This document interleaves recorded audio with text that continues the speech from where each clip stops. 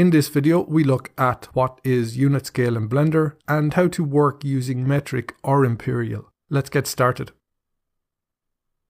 To begin, we can come to File, New, and open a new general blend file. Let's open the Scene Properties tab and expand the units area. By default, Blender has the unit system set to metric. There are three options: metric, imperial, or none. Metric and imperial we're all aware of. None are an arbitrary type. We will be leaving the unit scale at 1 as we will be working exclusively in Blender for this course. The unit scale represents the scale factor being applied and how they are displayed. There are instances where you might change the scale. For example, if you are exporting your model to a game engine such as Unreal Engine, Unity or Godot. For Unreal Engine, this scale could be reduced to 0.01 to match centimeters used by the engine. Another example is when we are importing the DXF file. We could reduce this scale to 0.001 and match FreeCAD millimeters. However, we will leave this at 1 and scale down the imported DXF file instead. Changing the unit scale has a knock-on effect to other areas, such as camera clipping, and it's not necessary to change it as we are only working in Blender. If you were working back and forth between two applications, it could be useful. For students who prefer to work in Imperial, you can easily do that in Blender. From the Unit System dropdown, change the unit system to Imperial. The units can then be changed to input and display to whatever you choose in the length here. That can be miles, feet, inches, or tows. For this course, I will be using metric.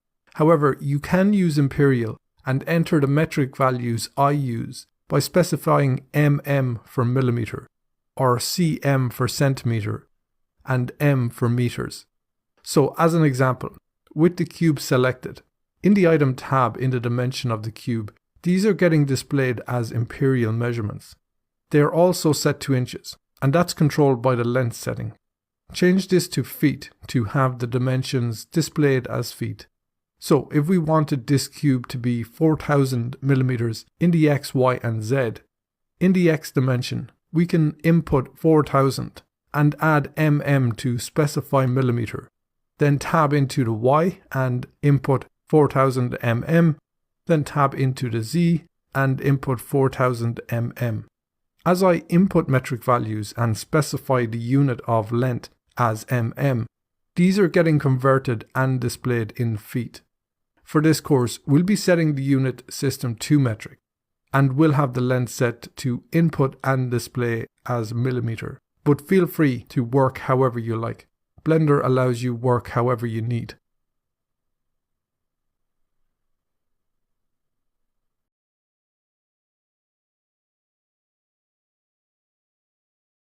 In this video, we look at importing the DXF file, scaling to the correct dimensions, and converting to mesh objects. Let's get started. If you want to learn to draft this house design in CAD, you'll find that in section 7 and the very end of the course. Then you can come back here and continue. Or if you don't want to complete the CAD section, then continue with the course as normal.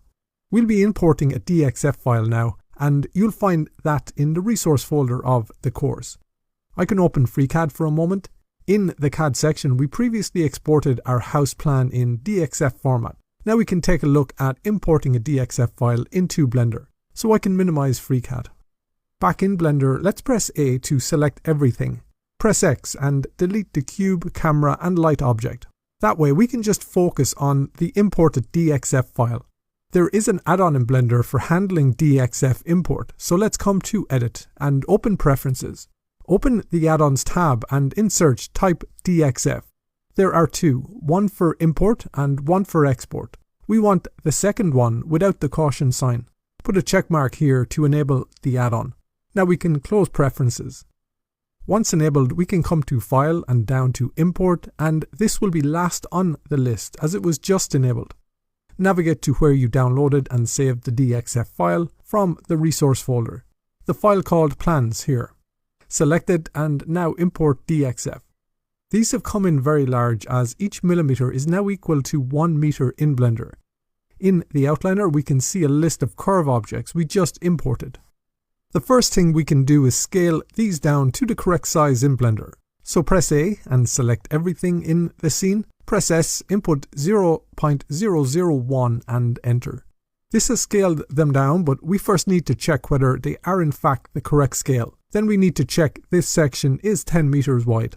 So open the item tab and check the dimensions. That looks good. Select it all again. Let's press Ctrl+A and apply the scale. From the object menu, we can convert this from curve objects to mesh objects. We can also add this to a new collection. So press M and create a new collection. Rename this houseplans and press enter and add these in here.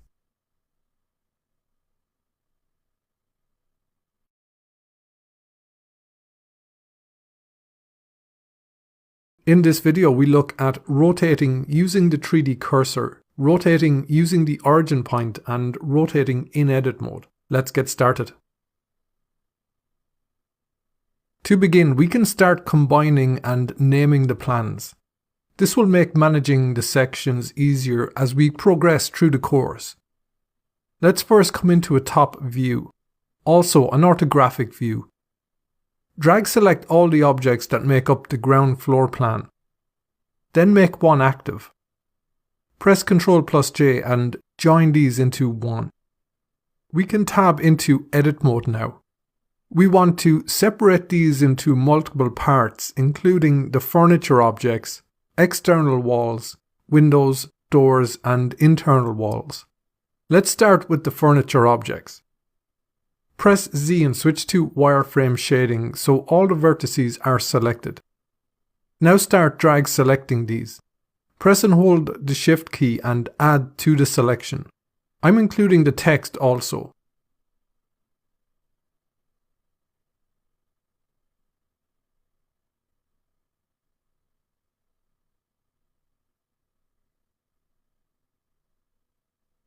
If you are selecting a section that shares a corner vertex with the wall, let's take the toilet as an example.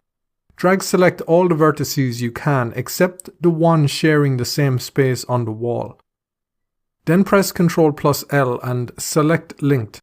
That way only the toilet vertex is selected and not the wall. I can quickly work around and select the remaining objects.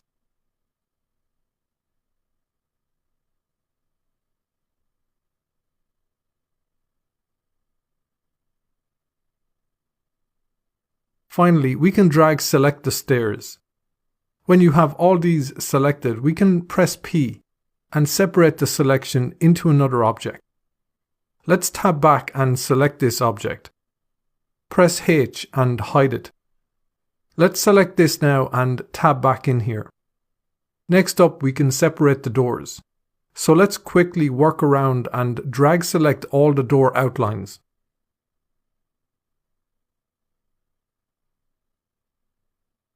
We don't need to include the garage door in this selection. Let's come to the Object Data tab. In here we can create a new vertex group. Vertex groups let you save selections of vertices. Click Assign to assign the selected vertices to this group. Press Shift+D and right click. Press P and choose Separate Selection. We can tab back and select this. Press H and hide this also. Let's select the object again and tab back in here. We can then click Select to reselect the original vertices. Press C for Circle Select and use the middle mouse button to deselect the rectangles of the doorways. Careful not to deselect any arcs.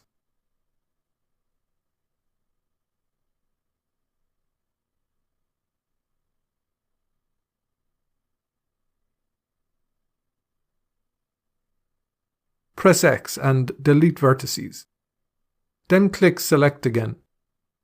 This time we can click Remove and remove this selection from the vertex group. Next, we can drag select all the window objects. Quickly add these to the selection. Leave the end window.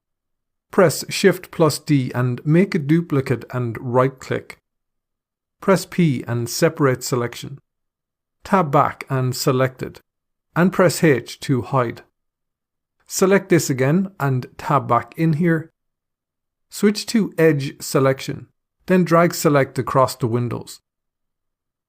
Press X and delete edges. The final part of the puzzle are the internal walls. Drag select all of these.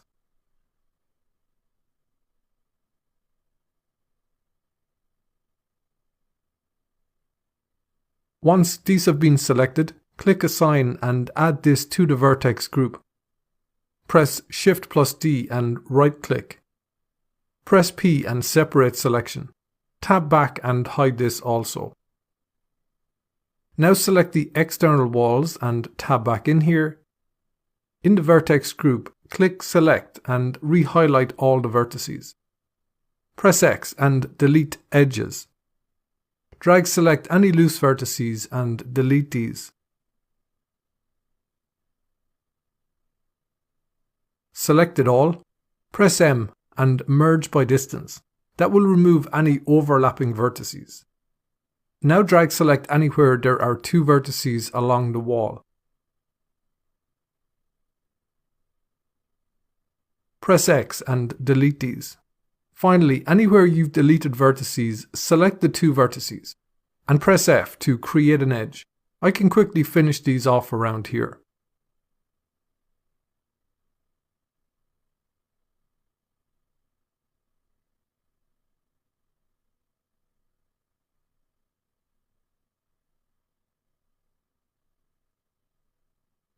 We can tab back now. Press Alt plus H and unhide all the objects. It will be a good idea to start naming each object now. So the external wall section, for example, we can press F2 and rename this. Prefix this with GF for ground floor, then external wall. Next are the furniture objects. Press F2 and rename this GF furniture. For the windows, these can be renamed GF windows. The internal walls can be renamed GF internal walls. Next are the elevations. These will be used as reference and snapping positions, so these can be combined into one. Drag select all the parts that make this up. Make sure one part is active. Press Ctrl plus J and join these together. The same for the end views. Make sure these are one object.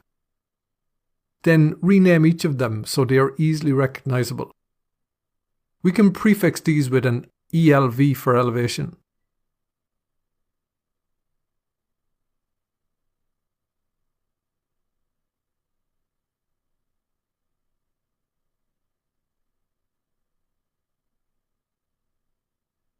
The first floor will also need to be separated in the same way as the ground floor. Try get that done before the next video as we don't need it right now. We can move on and start rotating and positioning these elevations so that we can accurately snap onto them. We can use the 3D cursor position to rotate the front elevation upright. Select the elevation and tab into edit mode. Make sure vertex selection is enabled. Zoom into each end on the base of the object and shift select the two end vertices. We can then press Shift plus S for the cursor snap menu and choose cursor to selected. That will place the cursor center of the selection and at the point we can rotate upright. Let's tab back to object mode now. From the pivot menu we can set the pivot point for rotation to be at the 3D cursor. We can rotate around to see the next operation a little bit better.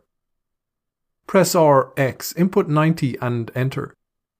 That's all we need to do with this elevation as it's already aligned on the X-axis. So we can move on to the right side elevation. For this example, we can place the origin of this object center along the bottom edge. That way we are not reliant on the position of the 3D cursor for rotation.